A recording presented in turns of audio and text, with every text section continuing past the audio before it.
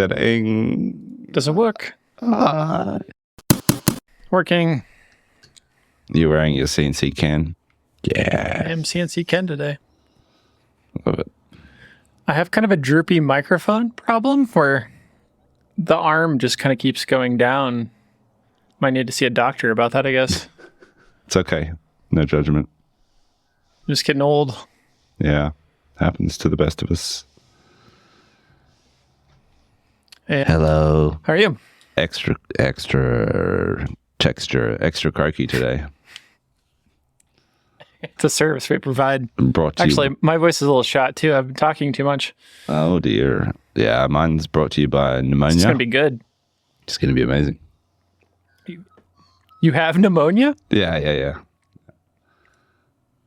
Oh, well, normal. Okay. It's called walking pneumonia. That's the one where you can kind of keep doing stuff. So that'll be working. I think they call that being a zombie. Yeah, zombie. Walking dead. You got bit. Yep. So excuse me if I cough and splutter over my ginger honey tea. I'd say that your laugh is a little less satisfying than normal.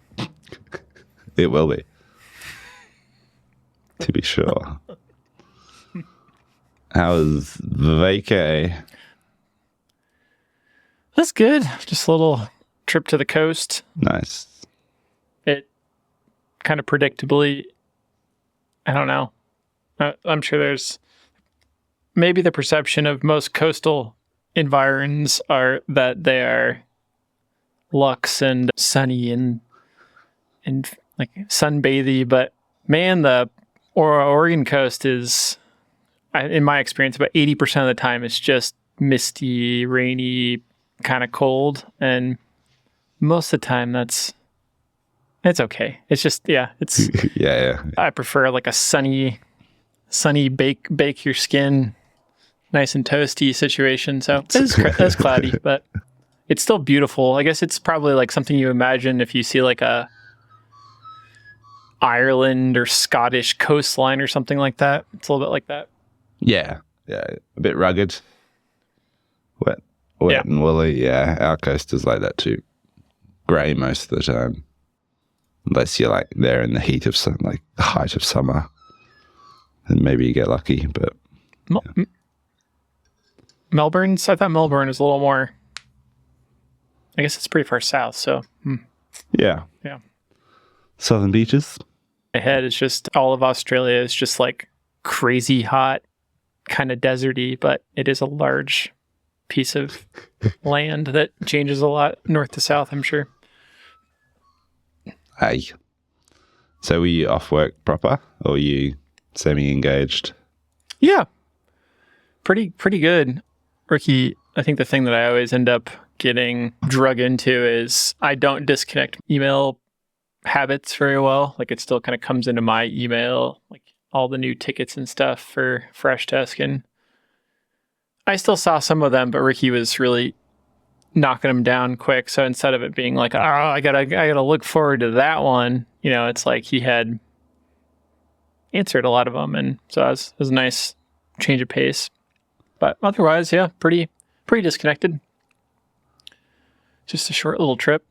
Yeah. I don't know what's happening. Potato Cam's really struggling. You're talking today. and you're I muted. didn't actually How catch in the most world? of that. Uh-oh. Cool. Anything you can kill? Do you have any backing up apps or anything? Yeah, I killed potential suspects, but... Cool. The Australian internet strikes again. Right. Yo. I mean, I would say it's the horse trailer myself, but...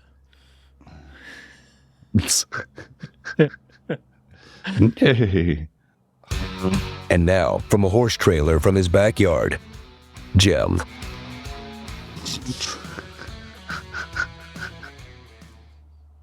You get more use than one side of that. Oh yeah, it's good. There'll be plenty more. Mm-hmm. I have some good news on configuration orders. We had 4 this week since I last spoke to you. So that feels real good. Right. 4 resulting in, I don't know, about $6,500 in orders, which is... 4 is in like unsuspecting. You didn't see it coming at all? Yeah, correct. That's amazing. Yeah. Those are the best. which, feels like progress. They are the best. Yeah, hopefully that's the beginning of some momentum, but we'll see. I still need to do more promo on it. Laura was getting on my case last night about my Slack promotion for it. First, I was like, promoting it on Slack. I don't know how that would go. Are your customers on Slack? Yeah. Let's promote it to my staff. No, that's just ping pong memes at the moment. Right. Yeah. That's good. It's good news. But yeah, it feels good. App to run Right. the Shopify when I get the monthly Shopify bill. It's always a bit of a like, gulp. Okay, yep. Let's keep going. Yeah. Hope this works. Right. Do you have like I think going into these kind of things, I don't usually have a very good boundary or limit for, let's say, the experiment. Like, do you have a concept of when you'll cut it off if it's not the right thing? It's not working? Yeah, well, we've kind of signed up for a year, basically, to get a better... Was it? Yeah, it is. To get a better monthly rate on the subscription. I'm pretty sure we have a commitment of 12 months. I see. Starting, 2 or 3 months ago, whenever that was. So, yeah, I guess that's the test. Right. Uh-huh. So what happens if that doesn't work out? Right. How's your sales going? Product a little land? more steady. Like last month we had real slowness, and then the last 8 days or something, it really picked up at the end. Kind of saved us from being a big slump. And this month it's been way more steady. And I think just overall, I've been pretty happy to be spreading out the income, like, I guess you would call them like lines of product that we're selling. Like, it started out as just like dust boots and pedestals, which now that's a 2-year-old story. And so the plan has been for a long time to kind of spread that out into like tool holders and tooling and, all types of things kind of associated. And so we've added a couple new tool holders, and we had a mistake and they made them wrong the first time. So they were at the right length, but we got that figured out, and the new ones are almost here. So it took about a month longer than it should have. That's been an interesting process, and we're probably going to do some HSK 63F, which seems to be most common for, it's like the kind of like concentric open cone looking, I don't know. There's A, B, C, F, and F seems to be the most common for routers.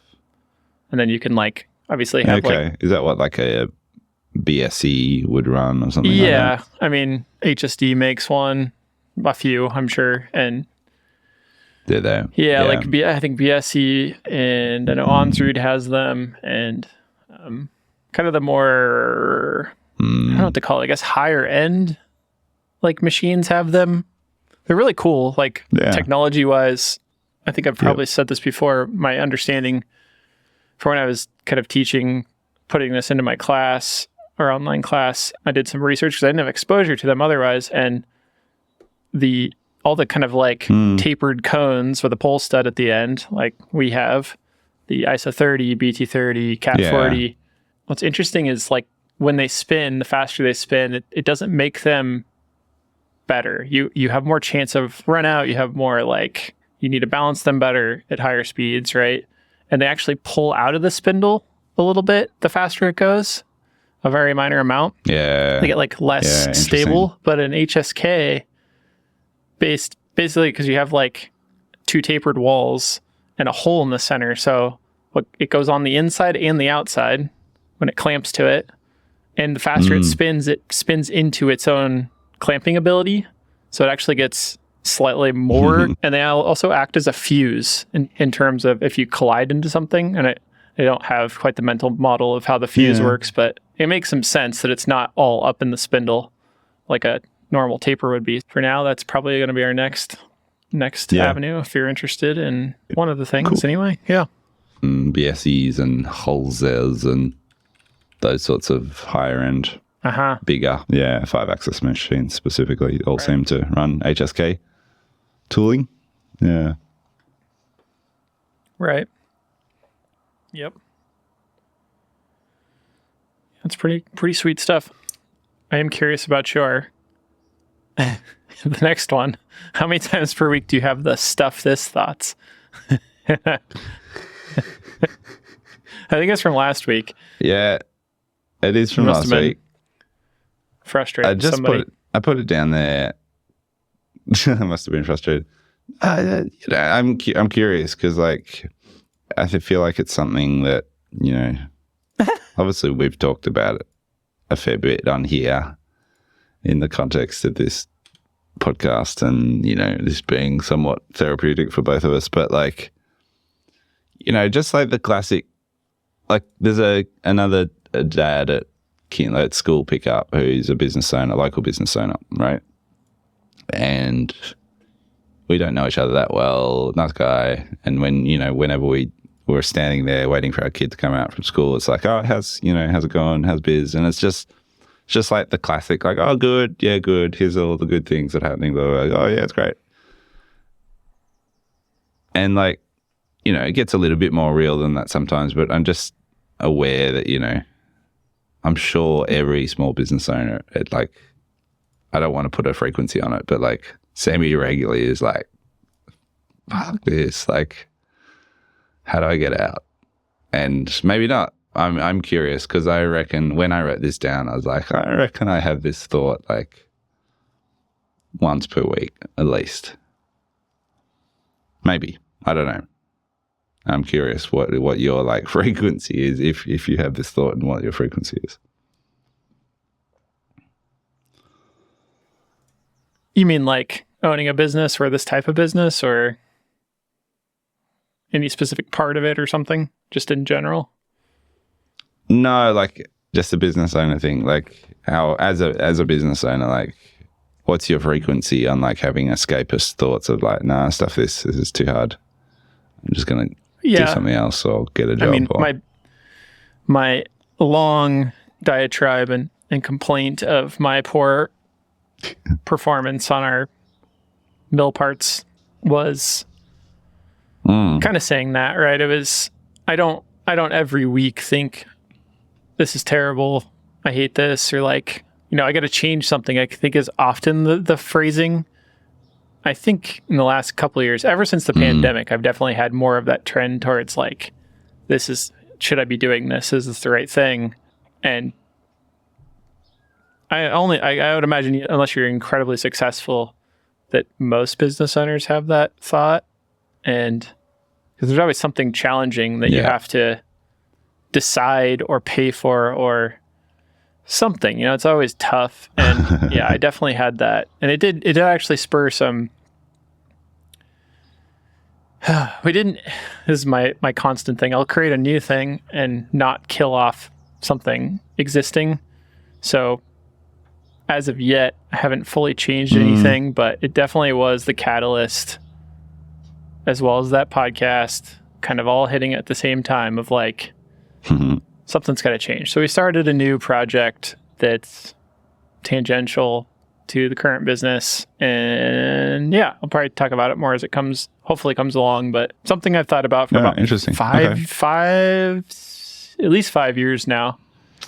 And the timing just was kind of right with the situation. And I don't know, it's not common. I think, like I said, I'll end up starting a new thing, but what I need to do is kill off the things that are not doing as well to make myself, to kill off the cancer, the things that aren't working as well as they could be.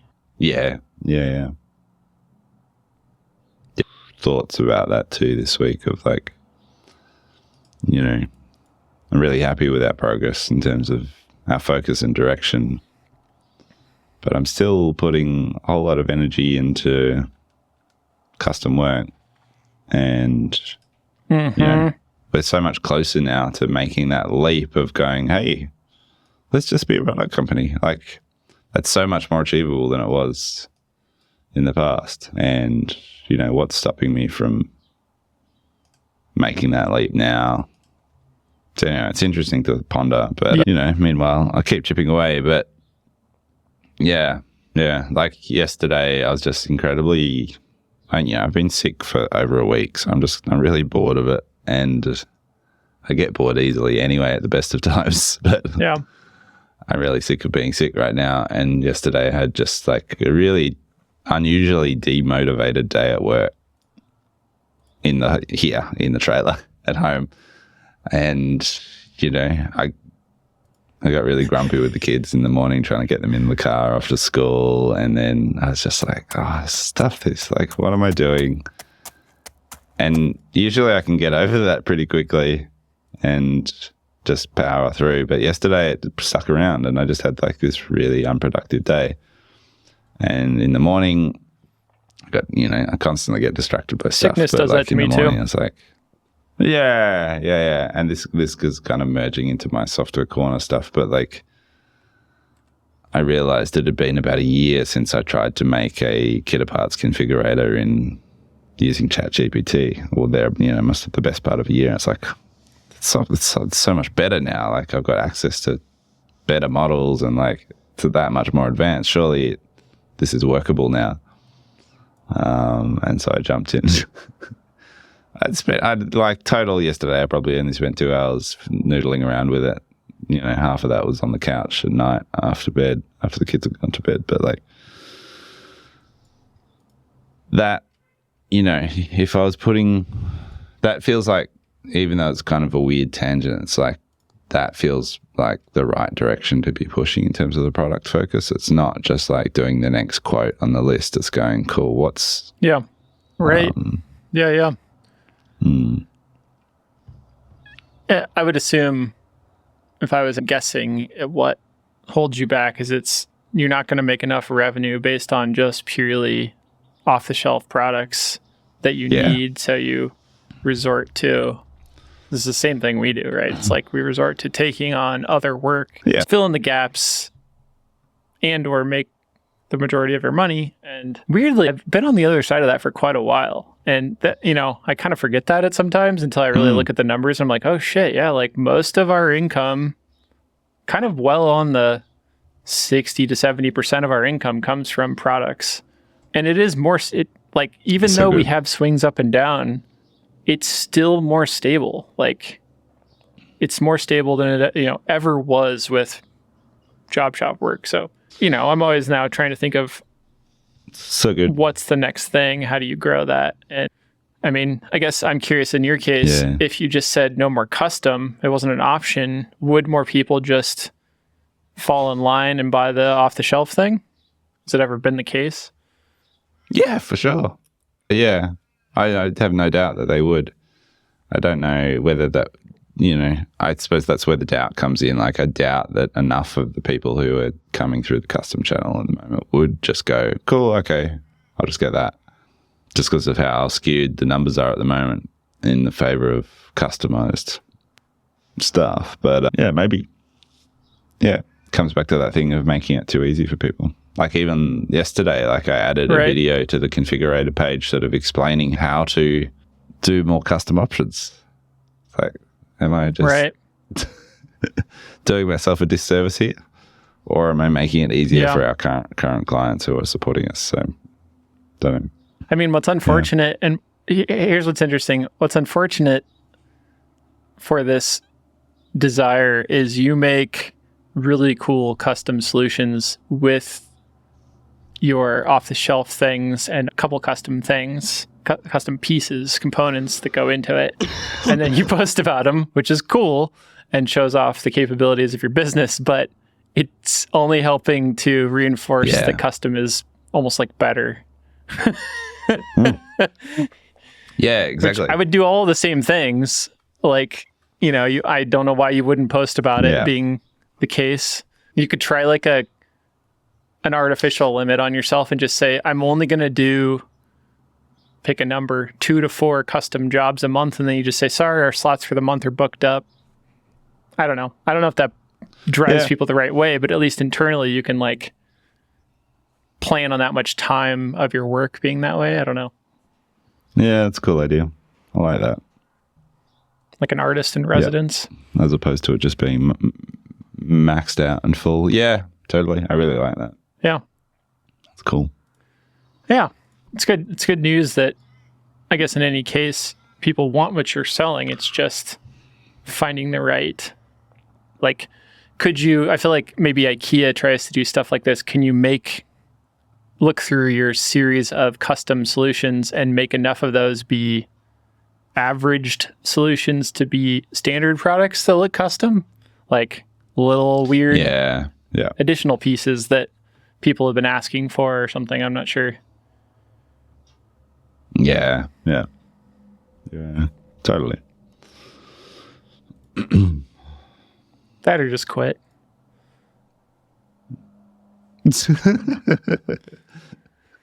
Get my skateboard. I am going to go to a skate park today and try not to break my wrists. Nice. That'll be fun. Right. I haven't watched your video yet. I'm learning to skate. Which video? Andy. Oh, Andy. Yeah, no, fair enough. No, the only reason I brought up Andy Anderson last week was because I'd been watching a lot of skating videos for some reason. And that interview with him was particularly good. But no, it kind of led me to just the concept of play. And I've always been very attracted to not skate culture specifically, but skaters. Like seeing teenagers and adults doing something that is effectively a form of well beyond childhood. I've always been really I've really admired that, and I relate it back to my work and like how important play is to my own profession and ability to innovate and make new things. And I don't know, it's a bit of a tangent, but yeah, that's why I was kind of on the skating thing last week. Of like, it feels very tangential, but also very, very relevant to. But that is all. Yeah. Hopefully, no more broken bones this year, please. Mm-hmm. Right. I forgot that was just this year. So last week we had one of our training classes, and it starts at 9 in the morning. I think it's 10:10 maybe, 10 after 10. And all of a sudden you hear this terrible noise outside, and we're like, doors up because it's a nice day, cool breeze, and everything goes dark. And we go outside, and my first thought was like, somebody's really hurt. That sounded like somebody drove a cherry lift, repair lift into a bad electrical situation. I can't see anything, but everybody on our block is outside of their shop, front door, staring like there's like the apocalypse is going to happen. Just everybody staring down the street in the same direction. And I felt like this is just like the movies. And so I have students here. It's an hour into class of a full day. And all I can think is like, I got nothing. Like I have a presentation that we talk through most of. I give examples that are physical, and we kind of talk about those. But like, I can't think of any way, just kind of racing, standing there, looking down the street. Like, I don't know, man. I can't think of any way this is going to go well. Thinking like it's going to be many hours before we get power back, even if it's a transformer. And so I just kind of walked back to Ricky and the students, and I was like, here's my best bet. It's going to be hours. I'm going to go home, which is like a half an hour round trip at least, and get our gas generator. And at least we can power our little presentation and keep going. So I just immediately was like, all right, I'm going to do that. Because I was like, the longer I sit here, the less chance it's going to be good, right? Like, we're going to stare at each other in the dark. Yeah. The students were really cool and said not to stress about it. And they kind of chatted with Ricky and asked questions and got as much as they could out of that situation. And I go home, I'm back in like 35 minutes, and 7 minutes before I got back, Ricky texted me and he's like, we got the power back. And I'm like, oh, good. Yay. Good, I guess. Awesome. But it was well, if you hadn't have gone, you wouldn't have had the power back. I know, right? Right. That's cool. So the rest of the day went okay? Yeah. We lost yeah, half an hour-ish, but we also ended pretty early. It like went smooth, and it's really interesting how much of the class is driven by the students' interests and desires and questions. That if I have an outline, it's like great, but often we just get carried into a tangent off of what the topic might be. And I say from the outset, it's like I want that to be the case. If this is the best thing for what you want to learn, like great, let's follow that path, and you can learn more about those things. Yeah. So cool. Happy and nice. yeah. Nice. How often are you running them at the moment? Monthly? I think it's roughly every other month. We were supposed to be last month, and then I got sick. Rescheduled. That's right. I think we have one for next month, but I'm not sure we'll do it. Might skip to the next month. It does feel like every other month makes a little more sense, at least. Why can't I find it? There we go. What's new in Software Corner? Software. I finally dumped Adobe and ChatGPT in the same week. And I'll explain why I turned off ChatGPT in a sec. But Adobe Creative Cloud, whatever it's called, just keeps getting more expensive every year. And Creative Eel. I've been wanting to get off it for a while, as discussed here. And Creative Eel, yeah. Lightroom being the biggest hesitation to escape. And so I turned it off, and I had this open source Darktable program. I lasted about 24 hours without Lightroom. Less than. Oh, wow. Darktable kept crashing on me. And it was just quite unstable and buggy. The interface is okay, works quite well, but just booting it up, it was sometimes it opened and sometimes it didn't, and that was enough for me to go, I'm not going to cope with this. Went crawling back very quickly and resubscribed just for a single license of Lightroom, only to say that I'd subscribed to the wrong Lightroom, to the stupid cloud-based I know what you mean. which Instead of I've never Classic. used, and not which does instead of Classic. Is there a different price? Anyway, thankfully they exchanged that for. No, but you could only buy Classic in a bundle with Photoshop, which was kind of irritating. But so it means I have Photoshop and Lightroom. So I've still got the two apps that I was pretty much only using in the other suite anyway. Right. Yeah. But yeah, I think I'm stuck with Lightroom for now. We talked about that. I think offline, where we both use Lightroom. I use it in spurts where it's new product launch, tons of editing. Then I don't use it for the entire month or months until the next time. I'd say that I use Photoshop every other day during the week. And I've found that we've completely... I killed mine off the start of the month because I was trying to... There's this stupid thing. I don't know if this worked everywhere, but in America, you could do this thing where every year they would go, hey, time to renew at this crazy, stupid price of $60 a month. And I'd be like, no, that's dumb. And I'd go to basically act like you're going to cancel. And at the end, they say, all right, here's a new price. How about $30 a month for another year? And you go, all right, I guess if it stays the same. This year that didn't work, which I think I said here. It didn't work, and I just canceled my account. And I got to the end, I was like, oh, I guess I'm okay with that. I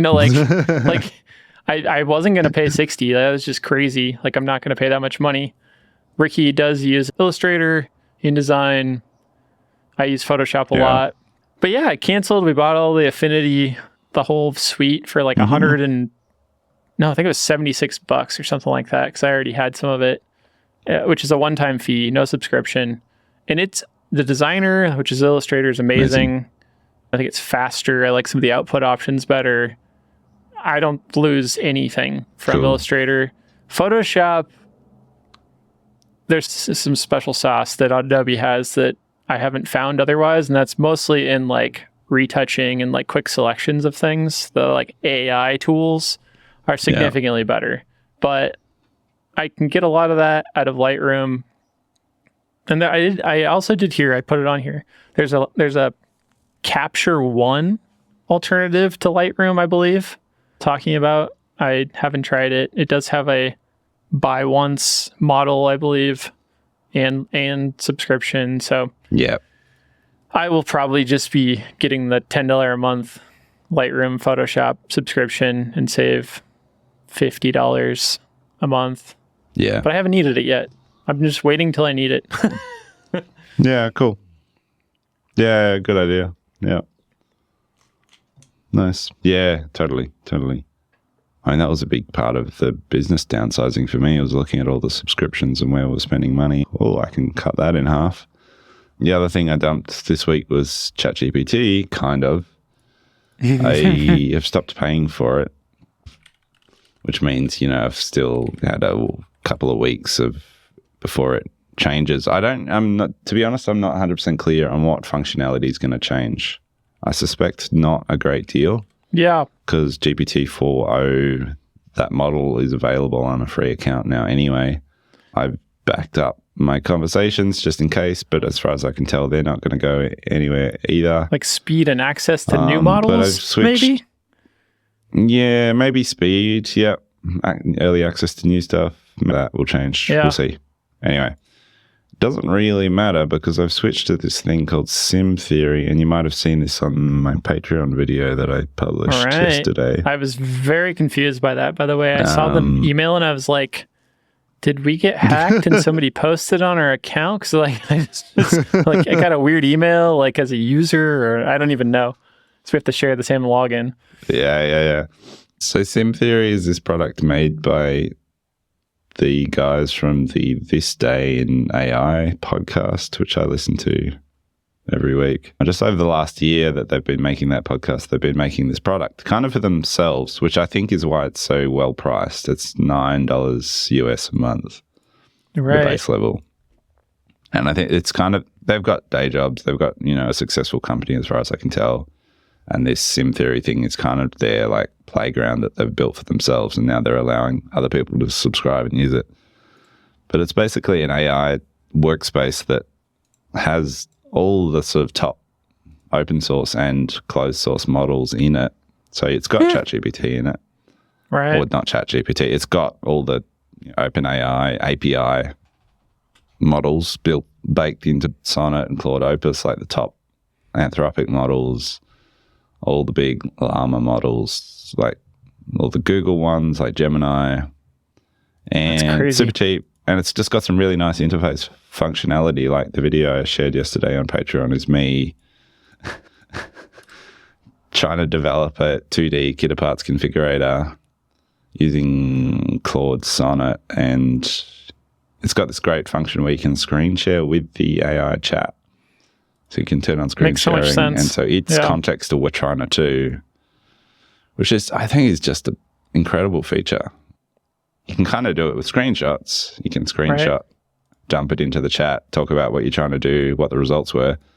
But just being able to click a button and go, yeah, cool, share this window as I'm working. It's pretty wild. Anyway, so I've been doing that.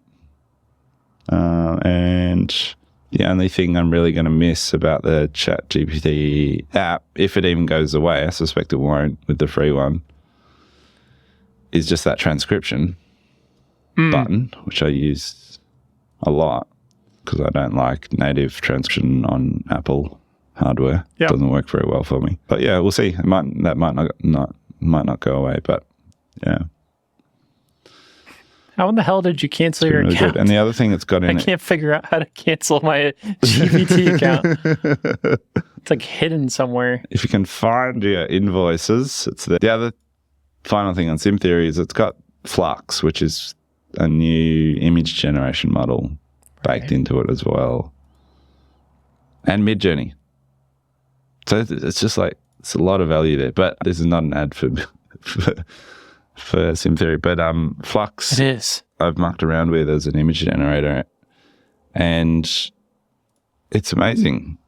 It's like, I reckon it's better in many ways than Midjourney, and it just kicks the crap out of DALL-E.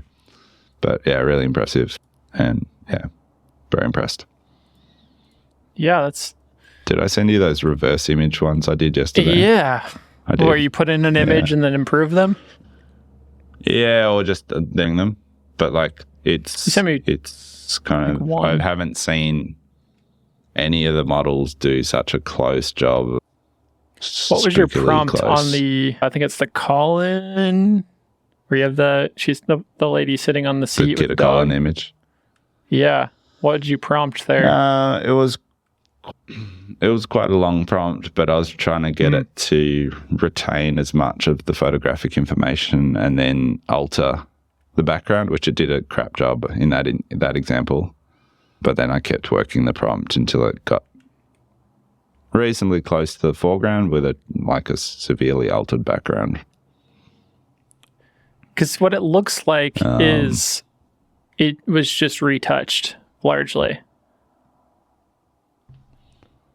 Kind of. I mean, yeah. I can see it basically recreated the entire thing, which is also crazy. It's like very small. I'm going back and forth in images on Slack, and like it loses the feet of your legs. But then like the dog, the phone, and we should probably share these images. The dog, the phone, and the actor model is what you would call it. They like really changed their their like makeup to make it like way more striking, but like not over the top. A lot of like contrast, shadow, highlighting of the clothes. Yeah, it's just crazy. Yeah. Yeah.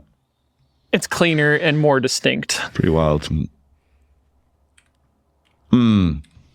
Spooky. It does have a little bit of a fake look. Very minor though. Oh, it does. It does. Yeah. Yeah, that's crazy. I mean, you can go see Jem's example on Patreon. He does a little Loom video of what he was doing, but you haven't covered this yet, but it is pretty crazy how you used the sim theory to create a new type of configurator that you were trying to make in the past, and now basically at a working version. Oh, I have a hard time. You said I say these things too, and I generally mean them, but maybe there's some detail missed when I say like, oh, this took me 10 minutes to model. And it's like, yeah, the first time. And then I came back and changed it a few times. And I'm not usually like trying to lie about it. It's just like, that's what I remembered is it took me 10 minutes to get it off. So it's like, did it really take 2 prompts to get that working? It got 2 shots to get the functionality that I wanted in terms of I've got some components and they drag and drop and snap to a grid, which is so much further than I got with this concept a year ago. You know, and then it was a whole bunch more refinement with the screen share turned on, going back and forth with it of like, cool, all right. Now, my dear robot overlord, I want you to add feet and caps, and this is how they're going to work. And then I want to add pricing, and it's like, cool, it's just like stacking on the code, prompt at a time, sort of iteratively. So yeah, no, it's obviously took shots in the end. Yeah. But it was that sort of initial like, oh, yeah, bulk cool. is there. It functions. I find that final revision The concept process works. in GPT of specifically code script things and all coding related things is it'll get like 80% the way there, but that last 20% is kind of painful to get it to revise as a holistic thing that doesn't whack-a-mole. One problem goes away, the next one is a mess. Like, does it feel like it's better at that? No, I'm at that point. Oh. I've reached that point now. Okay. Like if you click on that link in the show notes, it'll take you to a little URL where I've hosted what I've done. I'll put that in the show notes as well. So you can kind of click around and see, and you can see there's bugs in there as it stands. And I'm at that point now where, yeah, you're exactly right. It's like, cool, we're at the whack-a-mole stage where I've had some issues with the foot placement and I've tried to get it to fix. And it's also the code's reaching a length now where I think we're maxing out the token limit. Right. Because it's become quite a bulky bit of script. It doesn't want to output it every time. And sometimes when it tries to output a full compiled script, and I have to do it in 2 shots to get the full thing, and then I'm crap, you know. Then my skills fall down just in terms of copying and pasting, getting the parentheses right. And so I'm getting errors in bits of it and things like that. So This is crazy, though. I've reached that point. Again, are you in the URL? Yeah. I mean, like, take no offense to this. This is almost better than what you're paying for. You know, like, I know. it's really cool to see all the in many ways, fancy features, but my God, it's just so easy. It's so easy. I can't believe So this much works. easier in many ways. And like you can click and move components and stuff. Anyway. Just fucking add a create PDF button. Send this to Gem button. Yeah. Very cool. So it's cheap, it's fast, and does the job. So and good. Watch out. The Doesn't AI have can augmented reality. Yeah. the AI can now have It's obviously cheap, fast, 2D, and but- good solutions. It's broken the mold. And I kind of love that it looks like an old GeoCities website from like 2002. I wouldn't change a thing. Yeah. I'm making the worst kit parts. What did you ever play that? There was a game like Bridge Builder, I think, and you would like drag and click in components, and you had like a certain budget to be able to support a certain weight as a truck went across. Yeah. Oh my God. Yeah, That was I such a remember good that. game. This kind of reminds me of that. Like now I want Games like that. Yeah. I want a button now to click to test the gravity and just have it all fall down. Turn on simulation. Yeah. That might be pushing the HTML. All right. Yeah. Super cool. You have a note about iOS 18 You had a transcription. And I don't so much have that. I just updated my phone. Oh, really? Sorry, you go. Oh, I don't, we've had this back and forth of transcription was just dramatically improved for me, I think in 17, where I can say the craziest Really? stuff and it just gets it. And specifically if I'm like texting, I just say, hey, Damn you. voice into my phone, send this message to this person with, it won't hang on if you have a pretty long gap between what you're saying, but good grief, it is really good. So yeah, if it gets better, it would suck if it gets worse for me at this point. Oh, for sure. So you're on iOS 18? No. 17. Beta? The 17 No? has been really good. 17. Oh, okay.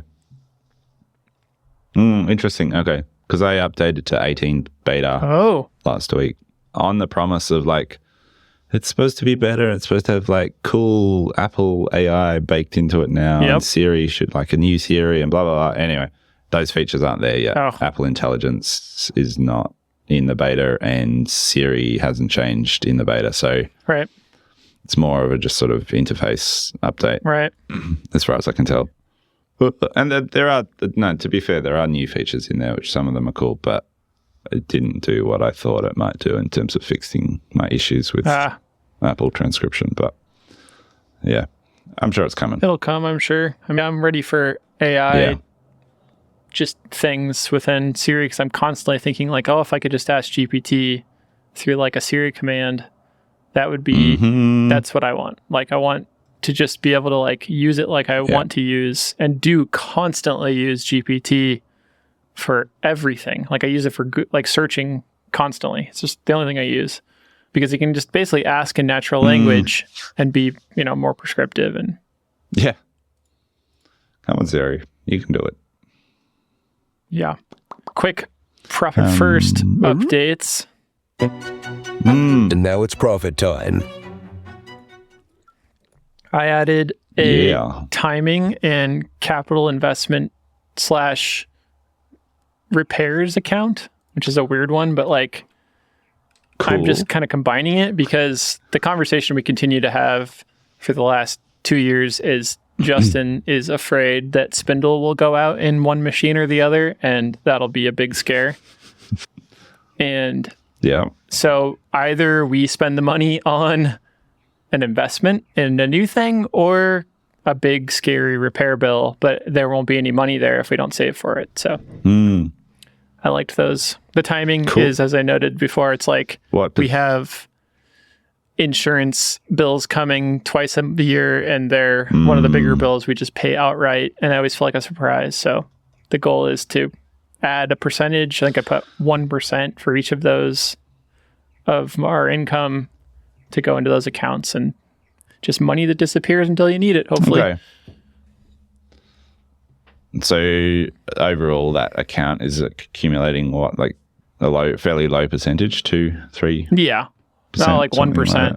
Like I could probably, Yeah, I'm trying at 1%. total. I might change it okay. if it feels comfortable, but Yeah, it's something. Sweet. Yeah, I think I need to do that too. I've got insurance coming up in the next few weeks, I suspect, and that's always a hefty chunk. Or I Right. think I can switch my premiums to monthly too. I might look at doing that. That would work out better. Yeah, that would be if I can nice. avoid those lumpy We have to expenses. pay more for ours. Yeah, okay. I'm going to ask that question at least. Looking at my profit first spreadsheet, I think we're about 6 months in to the switch. And, look, short story is it saved my business. Long story is it's more complicated than that, but it's gone pretty bloody well. But Yeah. because any profit that has been made has just gone towards debts like that we accumulated over the previous paying years debt, though. prior to this transition. We're paying down debt, I did the same. so that's cool. I had a minor little freak out the other night. I was doing all my accounting on the couch because we had a government, our BAS is due, which is like one of a quarterly government accounting report that we have to submit and pay money. And so I was catching up on like 3 months of reconciling. Yeah, which was really satisfying to do because I was like, cool, I've got complete books again now. I can check it out. But I had this hilarious moment where I was all reconciled and I was like, cool, I can look at my P&L now and it'll be accurate. And I looked at my P&L. I was like, oh, wow, look at all that profit that Xero thinks we've made, like $55,000 in 2 months. And I'm like, this is such a good example of why traditional accounting is BS. Like, Right. 'cause Yeah. if I go to my bank Cook account, the books. there's nothing in my profit account. I just emptied it to pay the tax office. Like, it's hilarious. Yeah. Right. So yeah, Totally. I know what you mean. I mean, I still don't feel none of these things are going to work holistically on their own without, conscious thought and plan. No. But just like, it's probably been the first time since I paid the insurance bill like this. And I'm like, oh yeah, like I noticed that's due in a month. Like I should have that ready, and instead I have to go, I'm going to have about 10% of it ready and go, all right, next time this is a solved problem. Like I don't have to think about it. And my money is more or less just like I've created my own subscription. yeah, nice. We Smart. have 15 seconds. We got ahead. Where our files get destroyed even more than they are. No. Next time, humanoid robots. Run quick. Bye.